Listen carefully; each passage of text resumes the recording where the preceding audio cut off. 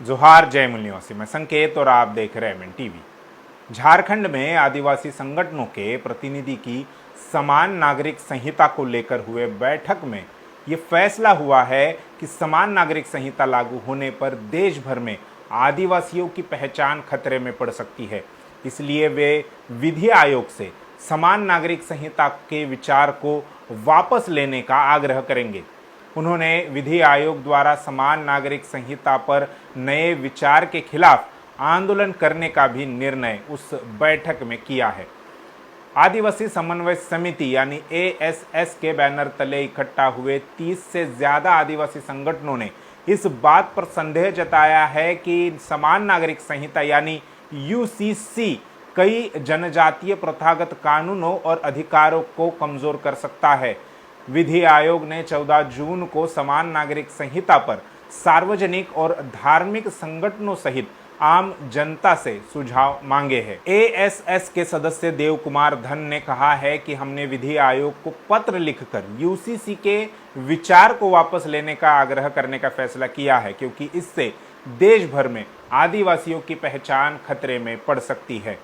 समिति 5 जुलाई को झारखंड राजभवन के पास UCC के खिलाफ प्रदर्शन कर राज्यपाल को एक ज्ञापन सौंपेंगे और UCC के विचार को वापस लेने के लिए केंद्र से अनुरोध करने का आग्रह करेंगे। धन ने आरोप लगाया कि UCC के बहाने आदिवासी प्रथागत कानूनों, छोटा नागपुर काश्तकरी और संथाल परगना काश्तकरी अधिनियम, विल्किंसन नियम, पेशा कानून, 5वीं अनुसूचित क्षेत्र के नियमों, आदिवासियों के विवाह और तलाक कानूनों को खत्म करने की एक साजिश प्रतीत होती है।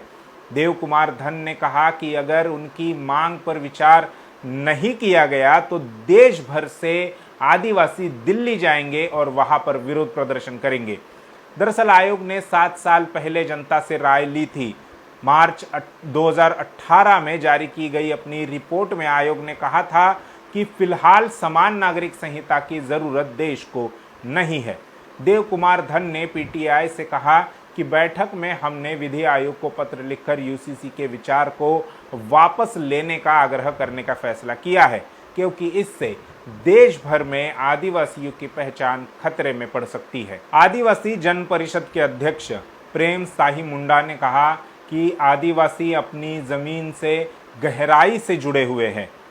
हमें डर है कि आदिवासी कानून जैसे छोटा नागपुर टेनेंसी एक्ट और Santhal Pargana tenancy act UCC के कारण प्रभावित हो सकते हैं। दोनों कानून आदिवासी भूमि को सुरक्षा प्रदान करते हैं। उन्होंने कहा कि दोनों कानूनों में संशोधन के लिए पहले भी कई प्रयास किए गए हैं। उन्होंने आगे कहा कि वे ऐसे किसी भी कानून को अनुमति नहीं देंगे जो आदिवासियों से जमीन छीन ले। वहीं नागालैंड के एक चर्च निकाय और एक आदिवासी संगठन ने कहा है कि UCC के लागू होने पर अल्पसंख्यकों और जनजातीय लोगों के मौलिक अधिकार का उल्लंघन होगा। मीडिया पोर्टल MBB की एक रिपोर्ट के अनुसार नागालैंड बैप्टिस्ट चर्च काउंसिल ने आशंका व्यक्त की है कि अगर UCC लागू होती है तो इससे पहले धर्म का पालन करने के अल्पसंख्यकों के अधिकार का उल्लंघन होगा।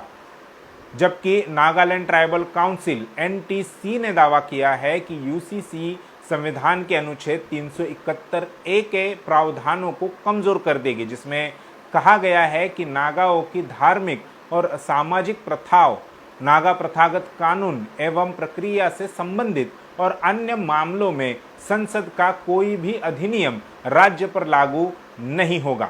NTC ने मांग की कि नागालैंड को UCC के दायरे से बाहर रखा जाए। इधर NBCC के महासचिव डॉक्टर जेली केहो ने एक बयान में दावा किया है कि केंद्र का कदम अल्पसंख्यकों के सामाजिक, सांस्कृतिक और धार्मिक अधिकारों में हस्तक्षेप करेगा। उन्होंने दावा किया है कि लागू होने के बाद UCC संविधान के अनुच्छेद 25 को कमजोर कर देगी, जो धर्म की स्वतंत्रता की गारंटी देता है। इसमें हैरान करने वाली बात यह है कि भारत के विधि आयोग ने समान नागरिक संहिता यानी UCC पर अभी तक कोई भी मसौदा तैयार नहीं किया है और बिना मसौदा तैयार किए ही वे लोगों से सुझाव मांग रहे हैं।